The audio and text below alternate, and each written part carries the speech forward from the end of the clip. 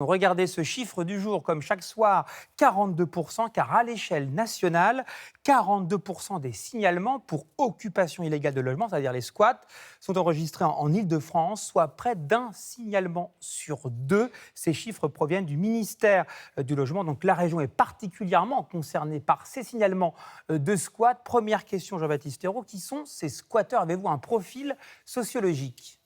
Il n'y a pas de profil particulier. Globalement, c'est des personnes qui ont des petits revenus qui ne leur permettent pas d'accéder à un logement locatif, tout simplement, et qui, plutôt que, on va dire, de mourir à petit feu dans la rue, parce que quand on vit dans la rue, il faut quand même le rappeler, c'est 15 ans d'espérance de vie, c'est décès à l'âge moyen de 47 ans, donc c'est la mort à petit feu. Et donc, on n'a jamais compté autant de logements vacants dans notre pays, et particulièrement en région parisienne, où la crise du logement, région où la crise du logement est très sévère. Les loyers n'ont jamais été aussi élevés. On a une pénurie de logements sociaux. On a 750 000 demandeurs de logements sociaux et 70 000 attributions dans l'année. Vous voyez, il faut bien comprendre que les squatteurs, ils ne sont pas là pour ne pas payer de loyer. Ils sont là pour échapper à la brutalité et la violence de la rue. Mais est-ce qu'en même temps, ce sont aux propriétaires de ces lieux de payer, je dirais, l'absence peut-être d'une politique publique du logement? Attendez, là, il y a un problème, clairement. Enfin, d'abord, je trouve anormal, et l'abbé Pierre l'a dit de nombreuses fois avant nous, anormal de laisser un logement vacant alors qu'il y a des gens dans la rue. Un logement ou des locaux, ou des ateliers, des bureaux, etc., bon, qui sont en général plutôt les lieux d'occupation, et très rarement, des résidences principales, des résidences secondaires, qui sont d'ailleurs déjà criminalisées et pénalisées. Christophe Demerson, vous représentez les propriétaires. Quelle réaction par rapport aux propos de Jean-Baptiste Ayrault? J'aurais tout simplement la réaction du bon sens. Moi, ce que je vois, c'est surtout des propriétaires qui sont désemparés. Beaucoup de petits propriétaires, justement. On parle de moyens. Je vois beaucoup de petits propriétaires qui comptent sur leur retraite, justement, pour avoir un revenu, puis aussi parce qu'ils veulent garder un bien en bon état, et qui s'apitoient justement sur ces petits propriétaires, qui s'apitoient sur ces gens, parce que ce qu'il ne faut pas oublier, c'est que le petit propriétaire, et même tous les propriétaires d'une manière générale, les charges courantes, elles continuent à courir, les impôts fonciers, ils continuent à tomber, personne ne leur fait cadeau de ça, l'eau, etc. Qui c'est qui paye? Il n'y a pas longtemps, il y a une propriétaire qui a été condamnée, je ne sais pas si vous voyez, à payer 93 000 € une facture d'eau pour un squat. Personne ne s'occupe de rien. Et quand on parle de squat, de droit au logement, d'accord, c'est bien sûr que tout le monde doit être logé. Mais à côté, ce qu'il faut regarder aussi, c'est que l'état où on retrouve les appartements, parce que j'insiste aussi là-dessus, le droit au logement, c'est une chose, mais quand même, garder le bien et la propriété privée, c'est sacré aussi. Et quand on voit l'état des appartements, c'est vrai ou des maisons, c'est vrai que ça laisse à réfléchir, notamment des logements totalement dévastés, je dis bien totalement dévastés, et l'actualité récente nous le prouve encore. Quand on parle de squatteurs, de squats, comment ces personnes entrent à l'intérieur des logements? Est-ce qu'il faut avertir des personnes qui nous regardent sur, par exemple, des méthodes pour entrer dans un appartement qui n'est pas occupé ou un lieu qui n'est pas occupé? Alors c'est vrai, on remarque depuis quelque temps, et ça je le vois bien sûr en Île-de-France, mais je le vois un petit peu partout en France, j'attire notamment les propriétaires au changement de bail, quand ils vont avoir un nouveau locataire, sur cette histoire de barillet et de clés. Parce que ce qui se passe en général, c'est que l'appartement va être remis à la location, donc il va être vide, il va être vacant quelque temps. Et comme par hasard, il y a des gens qui vont rentrer à l'intérieur, il n'y aura peut-être même pas d'effraction.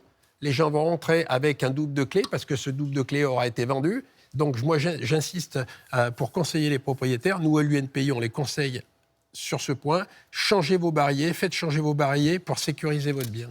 Donc, vraisemblablement, des personnes font des copies des clés, ils vont les revendre après? Sûrement, c'est vrai que c'est vrai, bien sûr, c'est vrai qu'on voit de plus en plus une professionnalisation du squat et de ces réseaux. C'est vrai qu'on le voit malheureusement, j'allais dire de plus en plus. Alors, quand on parle de réseaux de... Oui, je parle de pour réseaux. squatter, vous connaissez, Jean-Baptiste Ayrault, des réseaux qui organisent des squats? Écoutez, de toute façon, la mafia se développe sur la crise. C'est comme ça, il y a une crise du logement, donc il y en a qui en profitent. À la fois des marchands de sommeil, à la fois des vendeurs de squat, ou des gens qui vont faire de l'escroquerie, quoi, qui vont dire à des gens de bonne foi, tiens, voilà les clés, tu me donnes l'argent, t'es locataire, voilà un bail. C'est l'escroquerie au bail. Aussi, on a ce type de pratique qui se développe. Mais moi, j'insiste sur le fait que l'essentiel des squats, c'est quand même des locaux, des bureaux, des locaux d'activité. Il peut y avoir aussi des occupations entre deux locations, mais l'essentiel, c'est aussi ces logements vacants qui restent vides pendant des années. Et l'État devrait réquisitionner. il devrait appliquer la loi de réquisition pour parer à l'urgence sociale dans laquelle on est aujourd'hui baigné. Alors, que prévoit cette proposition de loi concernant les squats? Élément de réponse avec Céline Cabral pour le premier décryptage du 18-30, Céline. Eh bien, tout d'abord, Jean-Baptiste, le terme de squat, de violation de domicile est précisé. Il peut s'agir, on le sait, de résidence principale ou de résidence secondaire. Avec la loi seraient également concernés les logements inoccupés, qu'ils soient meublés ou non.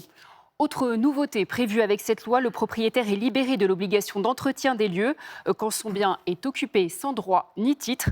Enfin, pour la trêve hivernale, pas de changement avec la loi. On peut toujours expulser les squatteurs du 1er novembre au 31 mars. Et alors, quelles sanctions pour les squatteurs, Céline? Eh bien, ces sanctions, elles sont beaucoup plus lourdes qu'avant. Regardez, on passe de 1 an à 3 ans de prison, de 15 000 € à 45 000 € d'amende.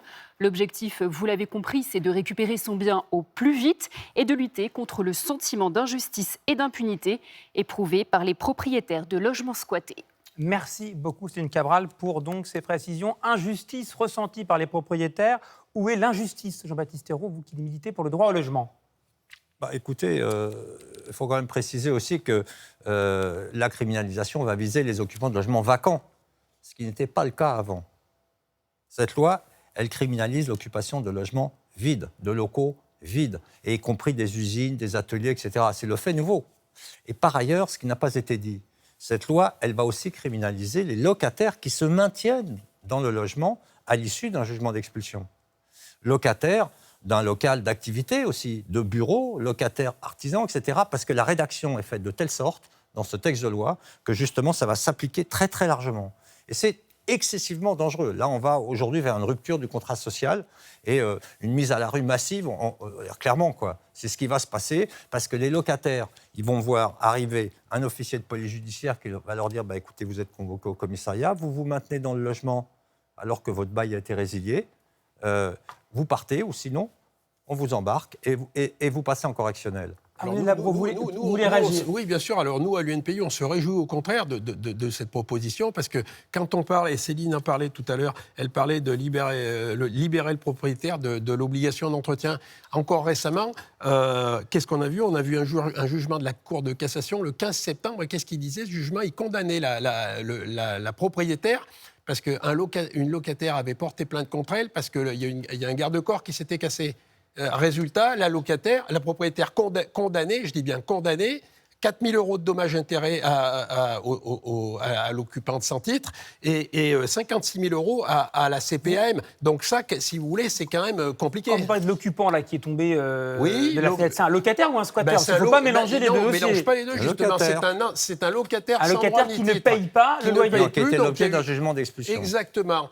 Et là-dessus, si vous voulez, c'est là que personne s'indigne. Mais mettez-vous à la place du propriétaire. Le propriétaire, il voit quoi, lui, à ce moment-là? Il est condamné, je ne sais pas si vous voyez quand même les sommes, 56 000 € à donner à la CPAM et 4 000 € à le locataire sans droit ni titre. Et je veux dire, il faut quand même aussi savoir raison garder. Bien que si le garde-corps se casse la gueule, c'est que la propriétaire n'a pas dû entretenir son bien, même j'entends avant bien, mais comment vous voulez entretenir votre bien quand vous n'avez plus accès au bien quand le débat des deux parties est lancé. Vous parlez de condamnation, on parle bien sûr de droit. Nous avons deux avocates sur ce plateau. Vous voulez réagir, vous êtes avocate en droit immobilier, Amandine Labro, sur ces questions?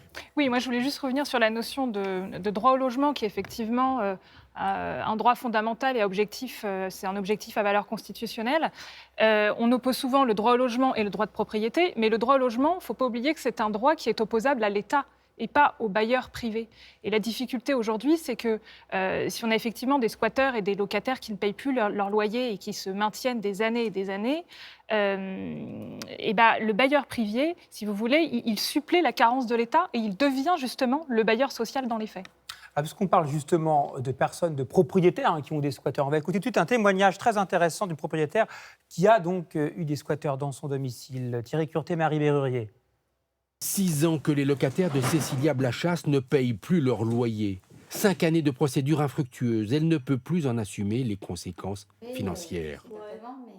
73 000 € d'impayés, 25 000 € de charges que nous avons payées à leur place, 8 000 € d'avocats et d'huissiers et un arriéré de charges auprès du syndic de 5 000 €. Donc, on a dépassé la barre des 100 000. Ces locataires ont multiplié les recours contre les avis d'expulsion. Règlement à l'amiable, trêve hivernale, en étirant au maximum les délais. Cécilia Blachasse se sent démunie, abandonnée. Les huissiers peuvent rien faire, les avocats peuvent rien faire, la préfecture ne veut pas bouger. Le problème, c'est qu'on s'est gouré de victimes parce que eux, en fait, ils ont économisé 73 000 €. Donc du coup, pendant ce temps-là, ils en profitent. Elle retrouve ses locataires sur les réseaux sociaux. Ils ne semblent pourtant pas dans le besoin quand ils affichent leur train de vie. On parle bien de locataires qui n'ont pas payé leur loyer. C'est la deuxième partie de cette émission. Alors justement, quel conseil à donner pour des propriétaires qui voient des locataires qui ne payent plus le loyer? Parce que parfois, il y a des demandes un peu étonnantes, faire venir des gros bras ou des choses comme cela. Quel conseil, Amandine Labro? Alors, déjà, il faut essayer de trouver une solution amiable avec son locataire. C'est un préalable. Ensuite, il y a la procédure à lancer où il y a des délais incompressibles à respecter.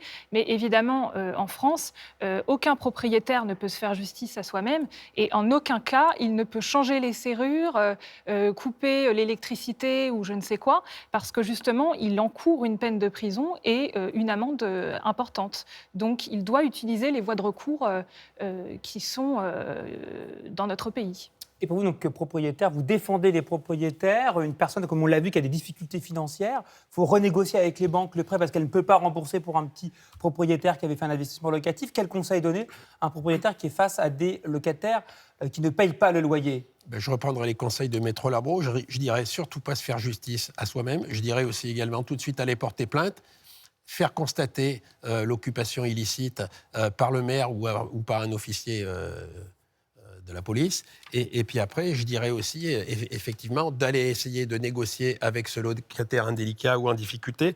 Je pense que si c'est un locataire en difficulté, c'est un non-débat, parce qu'en réalité, si c'est un bon locataire, c'est très rare. En général, le propriétaire, il va tout faire pour le conserver. Et tout le monde peut avoir un accident de la vie, donc pour nous, à l'UNPI, ce n'est pas le sujet. Le vrai sujet, c'est si c'est un locataire indélicat. Et à ce moment-là, le locataire indélicat, il connaît très bien la loi, si vous voulez, et il connaît les délais impartis, il va faire courir, comme votre reportage le montrait, et on va se retrouver devant des délais, devant des 2 ans, des 3 ans et des 4 ans, et là, les préjudices vont être conséquents.